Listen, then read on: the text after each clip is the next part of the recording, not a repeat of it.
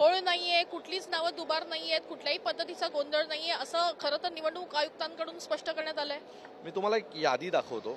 त्या यादीमध्ये या महिलेचं नाव आहे महाराष्ट्र आणि तिच्या पतीचं नाव पण महाराष्ट्र आहे. आणि दुसरी गोष्ट, ती बाई मतदान करून गेली आहे. महाराष्ट्र नावाची बाई मतदान देऊन गेली. मतदान करून गेली आहे म्हणजे आमची जी यादी आहे त्यात टिक झालेलं आहे. जर एवढं मतदान यादीमध्ये घोळ असेल तर मला सांगा आम्ही काम कसं करणार. आणि आता ही नालासोपाराची यादी आहे. या यादीमध्ये वेगवेगळ्या आयडीवर म्हणजे प्रत्येक मतदाराला एक आयडी असतो, युनिक आयडी कोड असतो. या एका 23 जणांच्या मतदार पेजमध्ये 8 वेळा एका बाईचं नाव आहे वेगवेगळ्या आयडीवर. जर अशा प्रकारे जर मतदार याद्या तुम्ही बनवणार असाल तर काय आम्ही तुमच्याकडनं अपेक्षा बाळगायची. योग्य फेअर मतदान झालं आणि आम्ही स्वतंत्र भारतामध्ये राहतो. अपेक्षितच नाही आम्हाला, आम्ही स्वतंत्र भारतात राहतो. कारण जर अशा खोट्या याद्या बनवून जर मतदान होणार असेल आणि राजा निवडला जाणार असेल तर हे सगळं खोटं आहे.